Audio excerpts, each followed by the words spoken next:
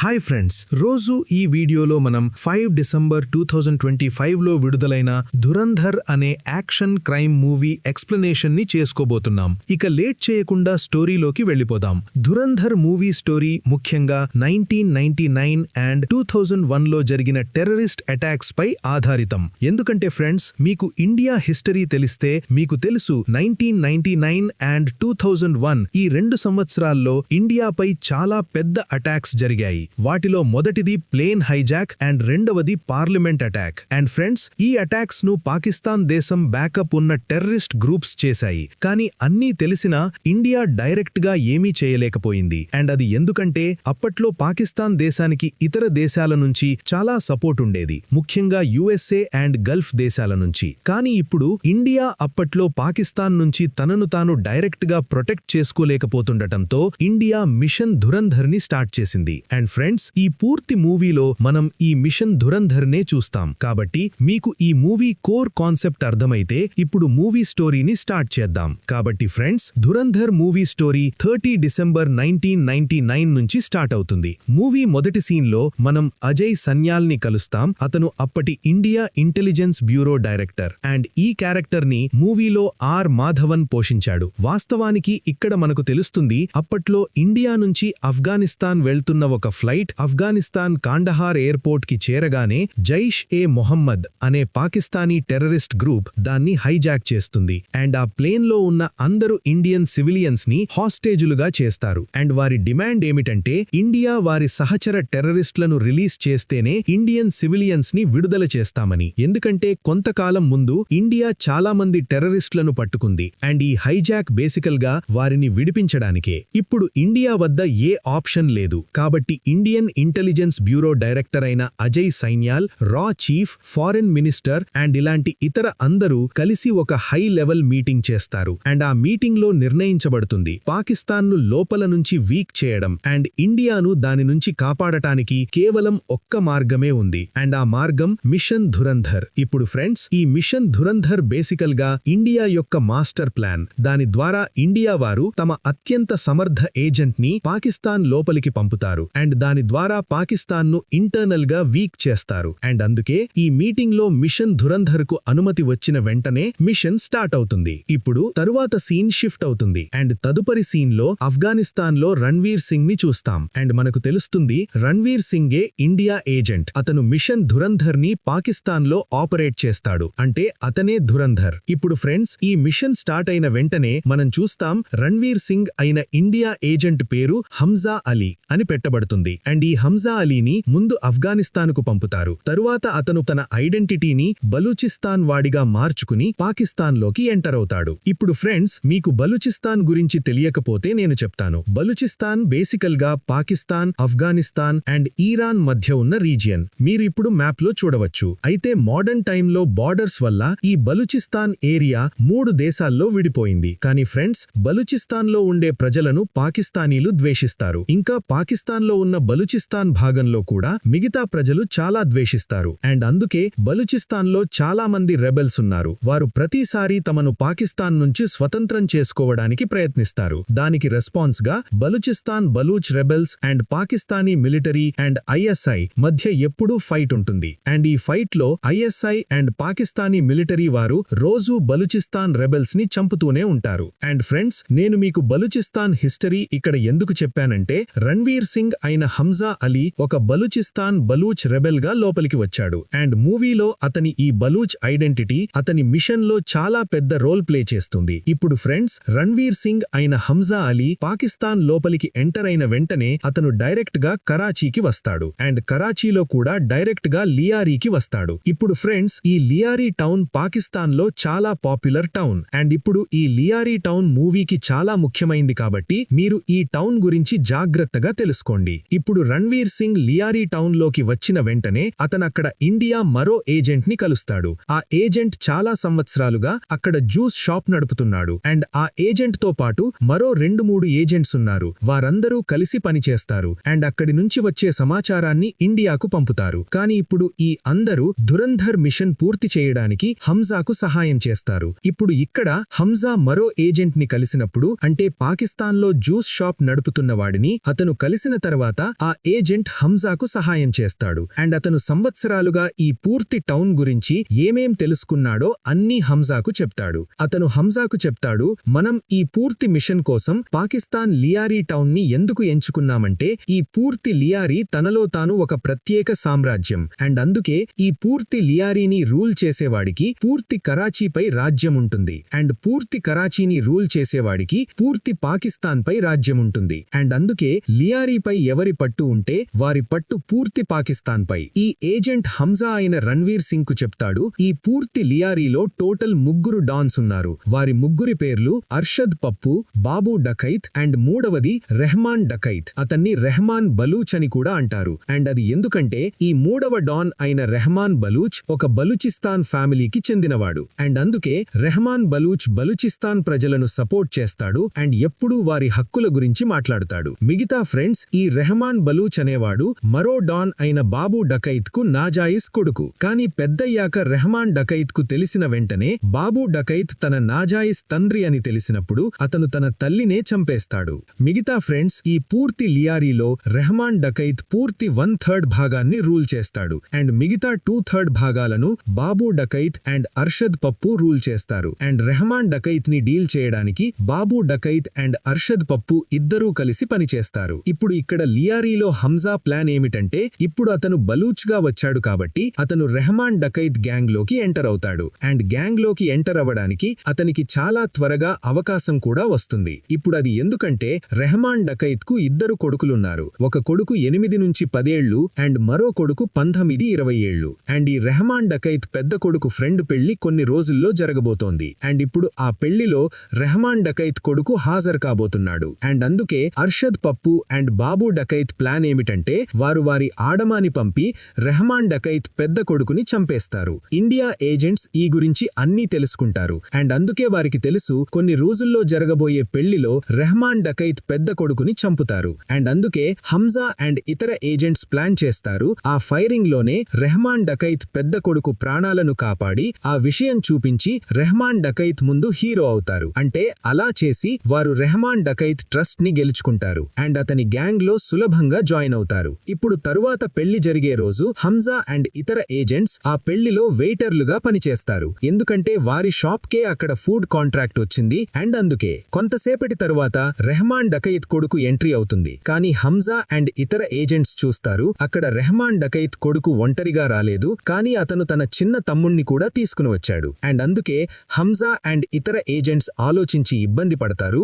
ఇప్పుడు జరగబోయే ఫైరింగ్ లో 2 కొడుకుల ప్రాణాలను ఎలా కాపాడాలి. అయితే వారు అంత ఆలోచిస్తుండగానే అక్కడ చాలా మంది గన్మెన్ వస్తారు. వారు వాస్తవానికి బాబు డకైత్ అండ్ అర్షద్ పప్పు ఆడమాని అండ్ పూర్తి పెళ్లిలో ఫైరింగ్ స్టార్ట్ చేస్తారు. కానీ హంజా అండ్ అతని ఏజెంట్స్ కలిసి రెహమాన్ డకైత్ 2 కొడుకుల ప్రాణాలను కాపాడతారు. కానీ ఇంకా ఆ గుండాలందరూ కలిసి రెహమాన్ డకైత్ పెద్ద కొడుకుని గుళ్లతో నిండా చేసి చంపేస్తారు. ఇప్పుడు ఇది చూసి హంజా అండ్ ఇతర ఏజెంట్స్ కు ఏమీ అర్థం కాదు, ఎందుకంటే వారి పూర్తి మిషన్ ఫెయిల్ అయిపోయింది. ఎందుకంటే వారి ప్లాన్ ఏమిటంటే రెహమాన్ డకైత్ పెద్ద కొడుకుపై అటాక్ జరిగినప్పుడు వారు అతన్ని కాపాడి రెహమాన్ డకైత్ ముందు ట్రస్ట్ గెలుచుకోవడం. కానీ ఇక్కడ వారు రెహమాన్ డకైత్ పెద్ద కొడుకుని కాపాడలేకపోయారు. కానీ ఇంకా హంజా ఓడిపోదు అండ్ కొత్త మార్గం కనుగొంటాడు. ఇప్పుడు వాస్తవానికి అతను చిన్న కొడుకు ప్రాణాన్ని కాపాడాడు అండ్ ఇప్పుడు అందుకే అతను చిన్న కొడుకు ముందు ఈ డ్రామా చేస్తాడు. అతను పెద్ద కొడుకు ప్రాణాన్ని కాపాడే ప్రయత్నం చేస్తున్నట్టు. అతను త్వరగా పెద్ద కొడుకు శవాన్ని ఎత్తుకుని హాస్పిటల్ కు తీసుకెళ్తాడు అండ్ డాక్టర్స్ ముందు అరిచి చెప్తాడు త్వరగా ట్రీట్మెంట్ చేయమని. కానీ అఫ్ కోర్స్ అతని ప్రాణం పోతుంది. ఇప్పుడు రెహమాన్ డకైత్ కు ఈ గురించి తెలిసిన వెంటనే అతను తన ఆడమాని తీసుకుని డైరెక్ట్ గా హాస్పిటల్ కు వస్తాడు అండ్ హాస్పిటల్ కు వచ్చి ముందు తన చిన్న కొడుకుని కలుస్తాడు. తరువాతే అతని చిన్న కొడుకు పూర్తి స్టోరీ చెప్తూ అతని అండ్ పెద్ద అన్నపై అటాక్ జరిగినప్పుడు హంజా అనే ఈ వ్యక్తి మా ఇద్దరి ప్రాణాలను కాపాడే ప్రయత్నం చేశాడు అండ్ పెద్ద అన్నకు గుండు పడినప్పుడు ఇదే హాస్పిటల్ కు తీసుకుని వచ్చాడు అని. ఈ మాటలు విన్న తరువాత రెహమాన్ డకైత్ ముందు తన కొడుకు శవాన్ని చూసి చాలా ఏడుస్తాడు. కానీ తరువాత అతను హంజాని కలుస్తాడు అండ్ తన చిన్న కొడుకు ప్రాణం కాపాడినందుకు థ్యాంక్స్ చెప్పి కొంత డబ్బు ఇవ్వడానికి ప్రయత్నిస్తాడు. కానీ హంజా డబ్బు తీసుకోవడానికి నో చెప్పి రెహమాన్ డకైత్ కు చెప్తాడు అతను తనని హీరోగా భావిస్తాడు. వాస్తవానికి అతను కూడా ఒక బలూచ్ అండ్ రెహమాన్ డకైత్ ఇతర బలూచ్ల హక్కుల కోసం నిలబడే విధానం చూసి హంజాకు చాలా బాగా నచ్చుతుంది. అండ్ అందుకే అతను కూడా రెహమాన్ డకైత్ గ్యాంగ్లోకి రావాలని అండ్ అతనితో పని చేయాలని అనుకుంటాడు. ఇప్పుడు ఫ్రెండ్స్, హంజా ఇప్పటివరకు చేసినవన్నీతో అతను రెహమాన్ డకైత్ ట్రస్ట్ గెలుచుకున్నాడు. అదనంగా డబ్బు తీసుకోకుండా రెహమాన్ డకైత్ కు చూపించాడు. అతనికి డబ్బు లోభం లేదు. అండ్ ఇప్పుడు అందుకే రెహమాన్ డకైత్ హంజాని గ్యాంగ్ లోకి చేర్చుకుంటాడు. అండ్ నెమ్మదిగా తన గ్యాంగ్ అన్ని ఇన్ఫర్మేషన్ ఇవ్వడం స్టార్ట్ చేస్తాడు. కానీ ఫ్రెండ్స్, ఇక్కడే రెహమాన్ డకైత్ ఈ ప్లాన్ చేస్తాడు.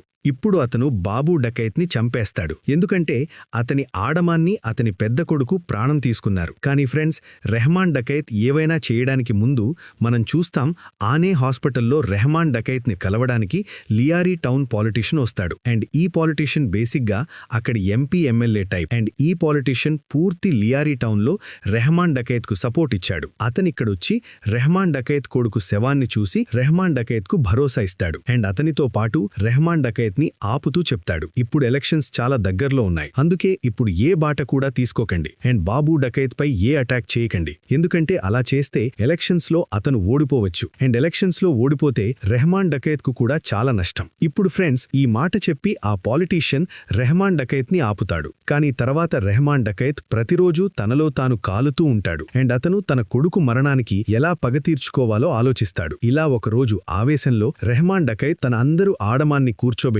హంజా కూడా ఉంటాడు. అండ్ తర్వాత వారందరికీ చెప్తాడు, ఇప్పుడు మనం ఏమి చెయ్యాలి, మనం బాబు డకైత్ నుంచి పగ తీర్చుకోవాలా లేదా? ఈ మాట విన్న రెహమాన్ డకైత్ అందరూ ఆడమాన్ని అతన్ని ఆపడానికి చెప్తారు. అండ్ రెహమాన్ కు ఎలక్షన్స్ జరిగేలా చూడమని చెప్తారు. తర్వాతే ఏ బాట తీసుకోవాలి, ఎందుకంటే వారికి ఎలక్షన్ గెలవడం చాలా ముఖ్యం. ఇప్పుడు ఏవైనా చేస్తే వారి ఓటమి అవుతుంది, అంటే వారి లీడర్ ఓటమి అవుతుంది. దానివల్ల వారి సపోర్ట్ కోల్పోతారు. అదనంగా ఫండింగ్ కూడా ఆగిపోతుంది. కానీ ఫ్రెండ్స్, ఈ అన్నిటి తర్వాత రెహమాన్ డకైత్ హంజాని అడుగుతాడు, ఖరారుగా మనం ఏమి చెయ్యాలి అని. విన్న హంజా పూర్తిగా భిన్నమైన జవాబిస్తాడు. అండ్ రెహమాన్ డకైత్ కు చెప్తాడు, నా స్థానంలో ఉంటే నేను తప్పకుండా కొడుకు మరణానికి పగ తీర్చుకుంటాను. వాస్తవానికి బాబు డకైత్ ఇప్పుడు చేసినదంతా ఆలోచించి చేశాడు. అతను ఎలక్షన్స్ ఖరారుగా ముందు మీ కొడుకు ప్రాణం తీసుకున్నాడు. తద్వారా మీరు ఎలక్షన్స్ వస్తున్నాయని ఆలోచించి అతనిపై అటాక్ చేయకుండా ఉంటారు. కానీ నేను చెప్తే ఇదే మీ తప్పవుతుంది. ఎందుకంటే వాస్తవానికి ఇప్పుడు అతను నిర్భయంగా ఉంటాడు. అండ్ అతనికి అనుమానం కూడా రాదు మీరు అతనిపై అటాక్ చేయవచ్చని. అదనంగా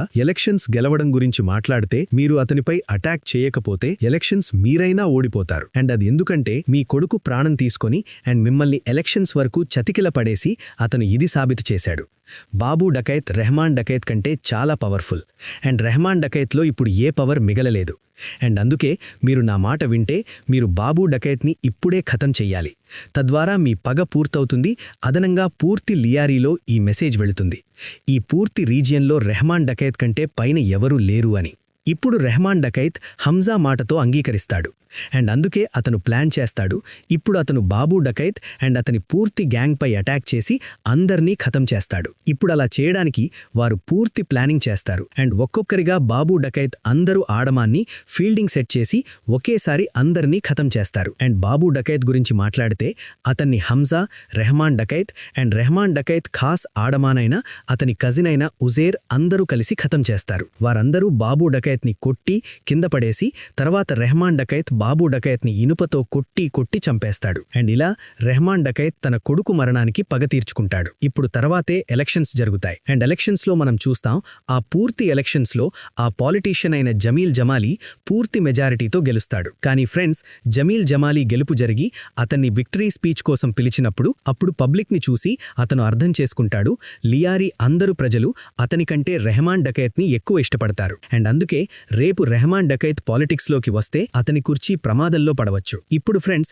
రెహమాన్ డకైత్ ఇప్పుడు చాలా పైకి వచ్చాడు. ఎందుకంటే అతను తన ఇద్దరు శత్రువుల్లో ఒకరైన బాబు డకైత్ ని ఖతం చేశాడు. అతను ఇప్పుడు పూర్తి లియారీలో అతిపెద్ద డాన్ అయ్యాడు. అండ్ అతని పాపులారిటీ కూడా చాలా పెరిగిపోయింది. అతను సులభంగా ఈడర్ కూడా అవుతాడు. అదనంగా హంజా గురించి మాట్లాడితే ఇప్పుడు హంజా రెహమాన్ డకైత్ అతి ఖాస్ అయ్యాడు. కానీ హంజా తన మిషన్ పై ఉన్నాడు. అతన్ని మనం చూస్తాం, ఆ politician Jameel Jamali victory speech సమయంలోనే ఆమె కూతుర్ని కలుస్తాడు. అండ్ నెమ్మదిగా ఆమెను ఇంప్రెస్ చేస్తాడు. ఎందుకంటే హంజాకు తెలుసు పాలిటీషియన్ జమీల్ జమాలీ కూతురు అతని మిషన్లో చాలా ఉపయోగపడుతుంది. ఇప్పుడు ఫ్రెండ్స్, ఈ అన్నిటి తర్వాత పాలిటీషియన్ జమీల్ జమాలీకి ఏ భయం ఉందో అదే జరుగుతుంది. అంటే పాకిస్తాన్ పెద్ద బిజినెస్ మెన్ తమ లాభాల కోసం ఇప్పటి వరకు జమీల్ జమాలీని సపోర్ట్ చేస్తున్నారో వారిప్పుడు రెహమాన్ డకైత్ ని కలుస్తారు అండ్ అతన్ని సపోర్ట్ చేయడానికి మాట్లాడతారు. ఎందుకంటే ఇప్పుడు పూర్తి లియారీలో రెహమాన్ డకైత్ కంటే బలంగా పట్టు ఎవరిదీ లేదు, జమీల్ జమాలీది ఉండేది కాదు. కానీ ఫ్రెండ్స్, జమీల్ జమాలీకి ఈ విషయం తెలిసిన వెంటనే అతని మనసులో రెహమాన్ డకయత్పై చాలా ద్వేషం నిండిపోతుంది అండ్ అతను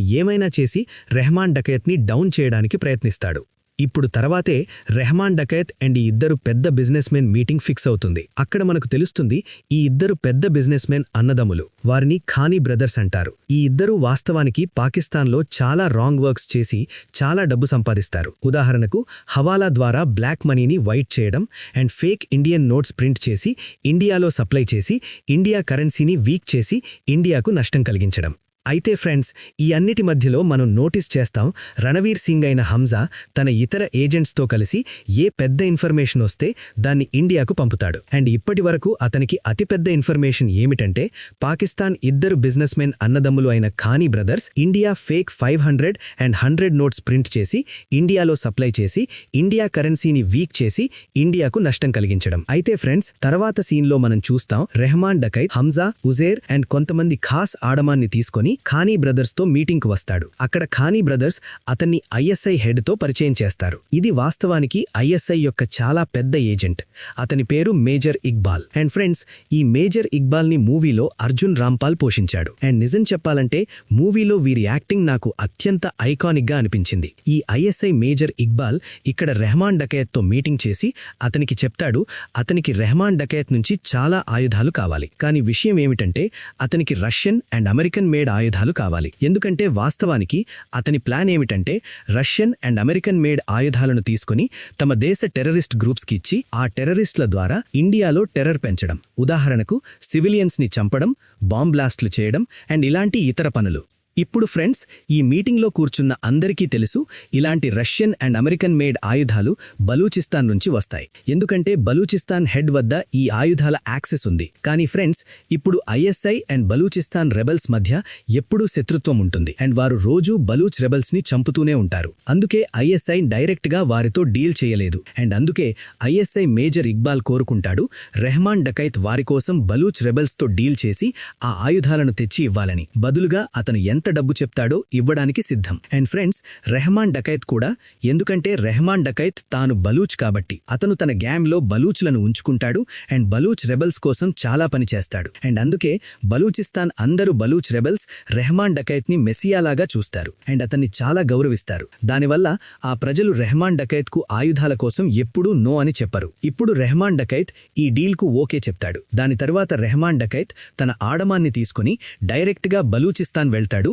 అండ్ అక్కడ బలూచ్ రెబెల్స్ హెడ్ ని కలుస్తాడు అండ్ ఆయుధాల కోసం డీల్ చేస్తాడు. తర్వాత బలూచ్ రెబెల్స్ హెడ్ కూడా వారికి అన్ని ఆయుధాలు సప్లై చేస్తాడు. తర్వాత చాలా అమెరికన్ అండ్ రష్యన్ మేడ్ ఆయుధాలు రెహమాన్ డకైత్ వద్దకు వస్తాయి. వాటిని అతను ముందుగా ఐఎస్ఐ మేజర్ ఇక్బాల్ కు ఇవ్వబోతున్నాడు. అయితే ఫ్రెండ్స్, ఇదే సమయంలో మనం పాలిటీషియన్ జమీల్ జమాలీని కలుస్తాం. అతనిప్పుడు పూర్తిగా ప్లాన్ చేశాడు అతను రెహమాన్ డకైత్ ని రోడ్డు నుంచి తొలగించాలి అని. ఎందుకంటే రెహమాన్ డకైత్ పెరుగుతున్న పాపులారిటీ అండ్ పవర్ చాలా త్వరగా అతని కుర్చీని లాగేస్తోంది. ఇప్పుడు అలా చేయడానికి అతను ఎస్పీ చౌదరిని కలవడానికి పిలుస్తాడు. అండ్ ఫ్రెండ్స్, మనకు తెలుసు ఎస్పీ చౌదరి అంటే సంజయ్ దత్. మనకు తెలుస్తుంది ఎస్పీ చౌదరి వాస్తవానికి పోలీసులో ఎస్పీ. కానీ 5 ఇయర్స్ ముందు జమీల్ జమాలీ అతన్ని సస్పెండ్ చేయించాడు. అండ్ అది ఎందుకంటే అతను చాలా హానెస్ట్ అండ్ తన పూర్తి ఏరియాలో గుండాగిరిని ఖతం చేసి ఉంచేవాడు. కానీ ఇప్పుడు జమీల్ జమాలీ కోరుకుంటాడు తన ఏరియా నుంచి రెహమాన్ డకైత్ చంపబడాలి అండ్ గుండాగిరి ఖతం అవ్వాలి. అందుకే ఎస్పీ చౌదరిని పిలిచి చెప్తాడు తన పోస్టింగ్ మళ్లీ లియారీలో చేస్తున్నాను. తద్వారా అతను రెహమాన్ డకైత్ ని ఖతం చెయ్యాలి. అంటే అతని ఎన్కౌంటర్ చేసి చంపేనట్టు చూపించాలి. కానీ ఫ్రెండ్స్,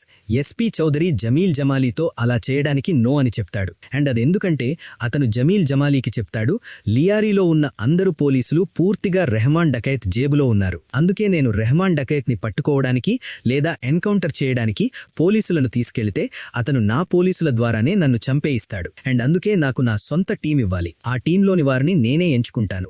అదనంగా లియారీలో నాకొక సీక్రెట్ ఆఫీస్ ఉంటుంది. దాని గురించి ఎవ్వరికీ తెలియదు. మీరివన్నీ అంగీకరిస్తే నేను పోస్టింగ్ తీసుకుంటాను. పాలిటీషియన్ జమీల్ జమాలీ ఎస్పీ చౌదరి షరతులు అంగీకరిస్తాడు అండ్ అతనికి స్పెషల్ టాస్క్ ఫోర్స్ ఇస్తాడు. దాని సహాయంతో ఎస్పీ చౌదరి రెహమాన్ డకైత్ ని పట్టుకుని ఎన్కౌంటర్ చేసి చంపేయవచ్చు. ఇప్పుడు ఫ్రెండ్స్, ఈ అన్నిటి మధ్యలో హంజా అండ్ జమీల్ జమాలీ కూతురు లవ్ స్టోరీ నడుస్తుంది. అండ్ అందుకే ఒకరోజు వారిద్దరూ కలిసి కూర్చొనున్నప్పుడు అప్పుడే హంజా ఎస్పీ చౌదరి ఫోటో చూస్తుంటాడు. ఎందుకంటే అతని పోస్టింగ్ లియారీ టౌన్లో మళ్లీ జరిగింది. కాని ఎస్పీ చౌదరి ఫోటో చూసి జమీల్ జమాలీ కూతురు హంజాకు చెప్తుంది తాను ఈ వ్యక్తిని ముందు నుంచి తెలుసు, ఎందుకంటే ఈ వ్యక్తి తన ఫాదర్ని కలవడానికి తన ఇంటికి తరచూ వస్తాడు. ఈ మాట విన్న వెంటనే హంజా అర్థం చేసుకుంటాడు, ఏదో రాంగ్ జరుగుతోంది. అండ్ అందుకే అతను జమీల్ జమాలి కూతురికి చెప్తాడు, తదుపరిసారి అతను వచ్చినప్పుడు అతని గురించి అన్ని మాటలు విని సాధ్యమైతే రికార్డు కూడా చేయమని. దానికి జమీల్ జమాలి కూతురు హంజాకు ఓకే అంటుంది. మిగతా ఫ్రెండ్ స్టోరీలో ముందుకు మనం చూస్తాం, రెహమాన్ డకాయత్ బలూచ్ రెబెల్స్ నుంచి తీసుకున్న ఆయుధాలు, అంటే రష్యన్ అండ్ అమెరికన్ మేడ్ ఆయుధాలన్నీ తీసుకుని ఐఎస్ఐకి ఇచ్చేస్తాడు. అండ్ ఐఎస్ఐ మేజర్ ఇక్బాల్ చేతుల్లో ఇస్తాడు. ఈ ఆయుధాలను తీసుకుని మేజర్ ఇక్బాల్ అందరికీ చెప్తాడు, వాస్తవానికి ఇప్పుడు అతను ఈ అన్ని ఆయుధాలను ఇండియాలో ఉపయోగిస్తాడు. అండ్ అలా చేయడానికి అతను చాలామంది టెర్రరిస్టులను పిలిచి ఆ ఆయుధాలను వారికిస్తాడు. తర్వాత వారందరి ముందు చెప్తాడు, ఇప్పుడు వారి ప్లాన్ ఏమిటంటే చాలా త్వరగా నీటి మార్గంలో ఇండియాలోకి ఎంటర్ అయి ఇండియాలో చాలా పెద్ద టెర్రర్ అటాక్స్ చేస్తాం. ఇలాంటి అటాక్స్ వల్ల ఇండియా పూర్తిగా బ్రేక్ అవుతుంది. ఇప్పుడు ఈ అందరి మధ్య కూర్చుని హంజా ఈ అన్ని మాటలు విన్న వెంటనే త్వరగా ఇండియాలోకి ఈ అన్ని న్యూస్ పంపేస్తాడు. తర్వాత ఇండియా ఇంటెలిజెన్స్ వారు ఈ అన్ని విషయాలు తెలుసుకుంటారు. కానీ ఇప్పుడు వారి నిర్లక్ష్యమని చెప్పాలా లేదా ఇనెఫిషియన్సీ, వారు ఏ టెర్రర్ అటాక్ని కూడా ఆపలేకపోతారు. ఎందుకంటే వాస్తవానికి ఫ్రెండ్స్, ఇప్పుడు మేజర్ ఇక్బాల్ ప్లాన్ చేస్తున్న టెర్రర్ అటాక్ అంటే 26/11లో జరిగిన 26/11 అటాక్. అండ్ మన అందరికీ తెలిసినట్టు ఇండియన్ ఇంటెలిజెన్స్ 26/11 అటాక్ని ఆపలేకపోయింది. అయితే ఫ్రెండ్స్, ఇప్పుడు హంజా తన పని పూర్తి చేసి ఇంటెలిజెన్స్ త్వరగా ఇండియాకు పంపుతాడు. అండ్ ఇండియా అన్ని ఇంటెలిజెన్స్ టీంకు ఈ విషయం చెప్తాడు, రాబోయే సమయంలో పాకిస్తాన్ ఇండియాలో చాలా పెద్ద టెర్రర్ అటాక్స్ చేయబోతోంది అని. కాని ఫ్రెండ్స్, ఇంతలో లియారీ సిటీలో మనం చూస్తాం, పాలిటీషియన్ జమీల్ జమాలి ఎస్పీ చౌదరి ద్వారా తన పని చేయించడం స్టార్ట్ చేస్తాడు. అండ్ రెహమాన్ డకాయత్ని ఎన్కౌంటర్ చేయడానికి ప్లాన్ స్టార్ట్ చేస్తాడు. అలా చేయడానికి ముందు అతను రెహమాన్ డకాయత్ ఇంట్లో ఉన్న నౌకరు ద్వారా రెహమాన్ డకాయత్ చిన్న కొడుకు ఫుడ్లో ఏదో రాంగ్ మిక్స్ చేయిస్తాడు. దాన్ని తిన్న తర్వాత రెహమాన్ డకాయత్ చిన్న కొడుకు కండీషన్ చాలా బ్యాడ్ అవుతుంది. అండ్ అందుకే రెహమాన్ డకాయత్ త్వరగా తన వైఫ్తో కలిసి తన కొడుకుని కారులో తీసుకుని డైరెక్ట్గా హాస్పిటల్కు బయలుదేరతాడు. అండ్ ఇలా అతను ఎస్పీ చౌదరి ట్రాప్లో పడతాడు. ఎందుకంటే రోడ్లో ఎస్పీ చౌదరి అతన్ని పట్టుకుంటాడు అండ్ అతన్ని అరెస్ట్ చేసి తన కార్లో తీసుకెళ్తాడు. ఇప్పుడు సహజంగా ఇక్కడ ఎస్పీ చౌదరి ప్లాన్ ఏమిటంటే, అతను చూపించేది రెహమాన్ డకాయత్ని అరెస్ట్ చేసి పోలీస్ స్టేషన్కు తీసుకెళ్తున్నాను అని. కానీ రోడ్లో రెహమాన్ డకాయత్ ఎస్కేప్ ప్రయత్నం చేశాడు, దాని రెస్పాన్స్లో అతన్ని ఎన్కౌంటర్ చేశాను అని. కానీ ఫ్రెండ్స్, ఇప్పుడు ఇదే సమయంలో ఈ అన్ని న్యూస్ హంజా, ఉజేర్ అండ్ రెహమాన్ డకాయత్ ఇతర సహచరులకు వస్తుంది. కానీ న్యూస్ తెలిసిన పాటు హంజాకు జమీల్ జమాలి కూతురు ఫోన్ వస్తుంది. ఆమె ఒక వీడియో పంపి చూపిస్తుంది, తన ఫాదర్ అండ్ ఎస్పీ చౌదరి మాటలను రికార్డ్ చేసుకుంది అని. ఇప్పుడు ఈ వీడియో రికార్డింగ్లో హంజా చూస్తాడు, politician Jameel Jamali, SP Chaudhary and Arshad Pappu ముగ్గురూ కూర్చుని మీటింగ్ చేస్తున్నారు. అండ్ ఈ వీడియోలో మనకు క్లియర్గా కనిపిస్తుంది, పాలిటీషియన్ జమీల్ జమాలి ఎస్పీ చౌదరికి చెప్తాడు, నువ్వు రెహమాన్ డకాయత్ని పట్టుకుని ఎన్కౌంటర్లో చంపేయి. ఇలా అతను రోడ్డు నుంచి పోతాడు. బాబు డకాయత్ ఆల్రెడీ చనిపోయాడు అండ్ అందుకే పూర్తి ఏరియా అర్షద్ పప్పుది అవుతుంది. తర్వాత అర్షద్ పప్పు జమీల్ జమాలి ప్రకారం పనిచేస్తాడు. ఎందుకంటే ఫ్రెండ్స్, మీకు తెలిసినట్టు చాలా పాలిటీషియన్లు గుండాలను తమ సపోర్ట్లో ఉంచుకుంటారు. కానీ ఏ గుండా కూడా వారి పైకి వెళ్లడాన్ని కోరుకోరు. అండ్ ఇప్పుడు రెహమాన్ డకాయత్ చాలా పాపులర్ అయ్యాడు అండ్ అతను జమీల్ జమాలి కంటే పైకి వెళ్ళిపోయాడు.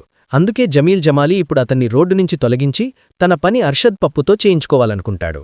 అండ్ ఇప్పుడు అందుకే రెహమాన్ డకాయత్ మరణంతో ఈ ముగ్గురి పని సులభమవుతుంది. జమీల్ జమాలి కుర్చీ కాపాడబడుతుంది, అర్షద్ పప్పుకు పూర్తి లియారీ కంట్రోల్ వస్తుంది అండ్ ఎస్పీ చౌదరి రెహమాన్ డకాయత్ని చాలా కాలంగా ఖతం చేయాలనుకున్నాడు, అతన్ని ఖతం చేస్తాడు. కానీ ఫ్రెండ్స్, హంజాకు ఈ వీడియో వచ్చిన వెంటనే అతను వీడియో చూసిన తర్వాత జమీల్ జమాలి కూతుర్ని ఇంటికి వెళ్లమని చెప్తాడు. అండ్ అతను ఆమెను తన ఇంటికి పిలిచి ఆమె ఫోన్ ఆఫ్ చేయిస్తాడు, తద్వారా ఆమె తన ఫాదర్తో కాంటాక్ట్ అవ్వకుండా. అండ్ తర్వాతే హంజా జమీల్ జమాలికి ఆ వీడియో పంపి చెప్తాడు, అతను తన పూర్తి ప్లాన్ తెలుసుకున్నాను, రెహమాన్ డకాయత్ మరణాన్ని ఆపకపోతే ఆ వీడియోని వైరల్ చేసి న్యూస్లో పెడతాను, తర్వాత అతని రెప్యుటేషన్ పడిపోతుంది అండ్ కుర్చీ కూడా పోతుంది. అండ్ అతను అలా కోరుకోకపోతే రెహమాన్ డకాయత్ మరణాన్ని ఆపాలి. ఇప్పుడిది విన్న జమీల్ జమాలి చాలా భయపడతాడు అండ్ అందుకే అతను ఎస్పీ చౌదరికి ఫోన్ చేసి రెహమాన్ డకాయత్ ఎన్కౌంటర్ని ఆపమని చెప్తాడు. కానీ ఎస్పీ చౌదరి అతని మాట వినడానికి నో చెప్తాడు అండ్ రెహమాన్ డకాయత్ని చంపి తీరుతాను అంటాడు. ఈ మాట విన్న జమీల్ జమాలి త్వరగా ఈ విషయం హంజాకు చెప్తాడు అండ్ అందుకే హంజా మరో మార్గం అప్లై చేస్తాడు అండ్ జమీల్ జమాలికి చెప్తాడు అతనికి ఎస్పీ చౌదరి సీక్రెట్ ఆఫీస్ చెప్పమని. ఎందుకంటే ఫ్రెండ్స్, జమీల్ జమాలి కూతురు ద్వారా హంజాకు ఆ ఆఫీస్ గురించి తెలిసిపోయింది. అతను జమీల్ జమాలి నోటి నుంచి త్వరగా ఎస్పీ చౌదరి సీక్రెట్ అడ్రస్ తీసుకుని డైరెక్ట్గా అక్కడికి చేరుకుంటాడు అండ్ అక్కడి అందరి పోలీస్ ఆఫీసర్లను చాలా బ్యాడ్గా కొడతాడు అండ్ వారందరిపై పెట్రోల్ పోస్తాడు. అండ్ తర్వాత ఎస్పీ చౌదరికి వీడియో కాల్ చేసి చెప్తాడు, ఇప్పుడు రెహమాన్ డకాయత్ని విడుదల చేయకపోతే ఈ ఆఫీసులో ఉన్న 40 కంటే ఎక్కువ ఆఫీసర్లను చంపేస్తాను. ఇప్పుడు తన ఆఫీసర్లను కాపాడడానికి ఎస్పీ చౌదరి రెహమాన్ డకాయత్ని విడుదల చేస్తాడు అండ్ రెహమాన్ డకాయత్ని హంజా చేతుల్లో ఇస్తాడు. కానీ ఫ్రెండ్స్, ఇప్పుడు ఈ అన్నిటి తర్వాత ఆ రోజు వస్తుంది, ఇండియాలో 26/11 అటాక్ జరిగిన రోజు, అంటే 26 నవంబర్ 2008. అండ్ ఈ రోజు ఐఎస్ఐ వారు ముఖ్యంగా మేజర్ ఇక్బాల్ ఇండియాలో తమ టెర్రరిస్టుల ద్వారా ఈ అటాక్ చేయిస్తాడు అండ్ టీవీలో ఈ పూర్తి అటాక్ ని అందరికీ చూపిస్తాడు. కానీ ఫ్రెండ్స్, 26/11 ఈ టెర్రర్ అటాక్ ని చూసిన వెంటనే హంజా లోపల నుంచి చాలా బ్రేక్ అవుతాడు. ఎందుకంటే అతను ఈ అటాక్ ని ఆపడానికి అన్ని న్యూస్ ఇండియాకు పంపాడు. కానీ ఇంకా అతను చూస్తాడు, ఇండియా ఇంటెలిజెన్స్ ఈ అటాక్ ని ఆపలేకపోయింది అండ్ అతని దేశానికి ఇంత పెద్ద నష్టం జరిగింది అండ్ అందుకే ఈ అటాక్ చూసి హంజా లోపల నుంచి చాలా దుఃఖిస్తాడు. కానీ తర్వాత అతను చాలా ఆవేశంలోకి వచ్చి ఇప్పుడు అతను ఏమైనా చేసి ఈ అందరినీ ఖతం చేస్తానని అండ్ ఇప్పుడు పూర్తి లియారీ కంట్రోల్ ని తన చేతుల్లోకి తీసుకుంటానని అండ్ పూర్తి పాకిస్తాన్ని మోకాళ్లపై నిలబెట్టేస్తానని నిర్ణయిస్తాడు.